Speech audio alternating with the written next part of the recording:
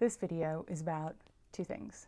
One is fractal lasers, and two, allergens in skincare. If you are thinking of getting any type of fractal laser resurfacing done, be it an invasive one or just like a light wash, I suggest you watch this video. If you have a ragweed allergy, this video is also for you. Brigitte Nielsen from the 80s. Oh my God.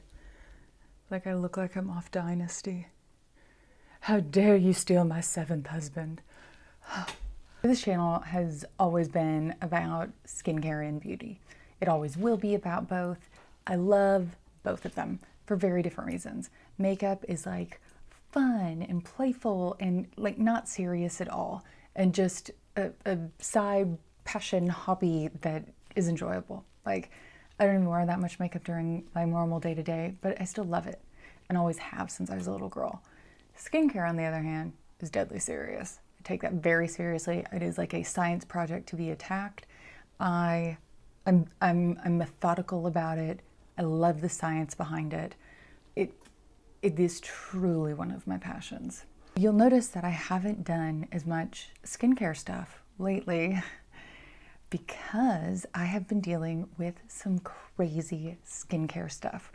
Like, it has been wild. And part of the problem is that like I test so many skincare and beauty items that when something goes wrong, it can be so hard to figure out the culprit. And so this has been a 3-month journey, more than that now, my God, like 4 or 5 months process to figure out what was going on. I have been to the ER multiple times. I mean, I will put pictures up here. In May, I had a fractal laser resurfacing done. It was pretty invasive. I've had one done before and we just did like a light wash. Like it wasn't a big deal. I barely even got red. This time was a little more invasive. Now I love, even with the story I'm about to tell you, I still love fractal lasers. They are one of our few tools that we have to truly turn back time when it comes to anti-aging. They are incredible. They are worth the money if you can find it in your budget. They're great. After this laser, I looked like this. And it's not what you think. If you're unfamiliar with lasers and you're like, oh my God, what's gonna happen? Is my face gonna peel off? It's not like the chemical peels of the 80s where you look like Hannibal Lecter. That's not it. You just get really red, a little bit swollen, a little bit puffy. But within, a week, that's probably gonna be tamped down, and you wait to put makeup on for like a month. They say it takes like 4 to 6 weeks, sometimes 8 weeks for the barrier to repair, which is true. I want to say that your skin does heal.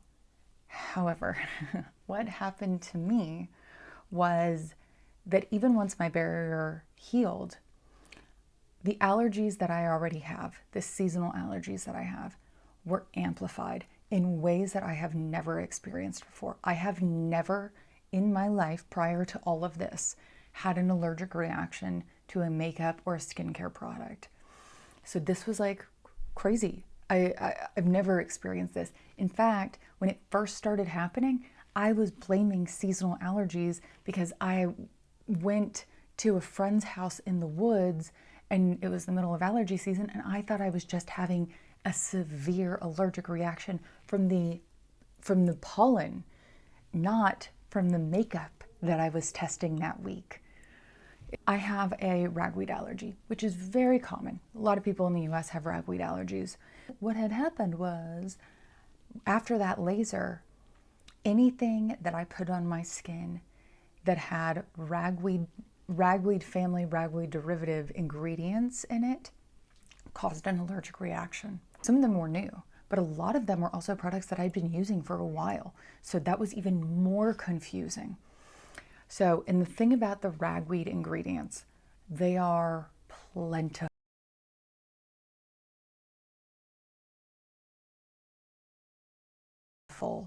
in skincare and cosmetic products. It's crazy. That's the other part of this, is that it doesn't show up as ragweed in ingredient lists.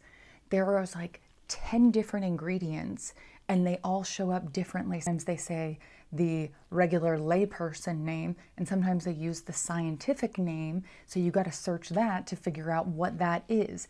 The first one that caused this was a product that I'd been using for a few months too, and had no issue with it, and it's the Danessa Merrick's Yummy Skin Balm, the one in the yellow tub. I got it at the Sephora sale in April.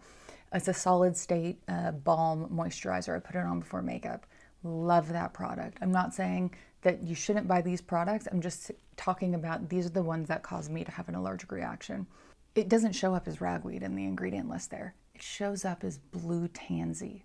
And blue tansy is part of the ragweed family.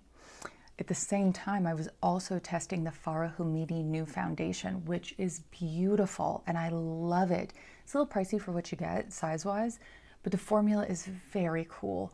It's like a whipped cream concealer foundation that blends beautifully. I love it, but it has bisabolol in it. And bisabolol is, while one of the most fun ingredients to say ever, is part of the ragweed family. Most recently, the Geology moisturizer. I have been using that for 5 years and never had a problem with it. I took it on a work trip. All of a sudden, 30 minutes later, my skin is starting to flare up. And I mean, I will put pictures. It's crazy what happens. That moisturizer has arnica in it. Arnica is part of this same genus of plants. Now, what is even crazier is that a lot of these ingredients in the ragweed family are often thought to be soothing and calming. So the German chamomile, the arnica, bisabolol, they're all thought to be very soothing and comforting to the skin.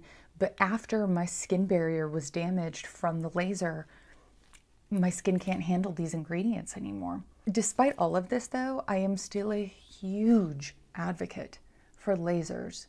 I am just sharing my story in case anybody does go get this laser treatment and they have a ragweed allergy, to be very cautious afterward as you are reintroducing skincare and makeup products in. That's why I've not been doing a lot of skincare reviews on this channel lately, is because once a month I've been having these reactions, and then it takes me 10 days, 2 weeks to calm my skin back down. And during that time, I'm not trying any new products. I'm barely using any acids or retinols at all.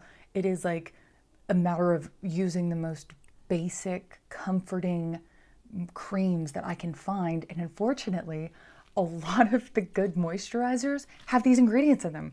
So I can't even use those. What I have found, Avène, the French pharmaceutical brand, I'll put some of their stuff here.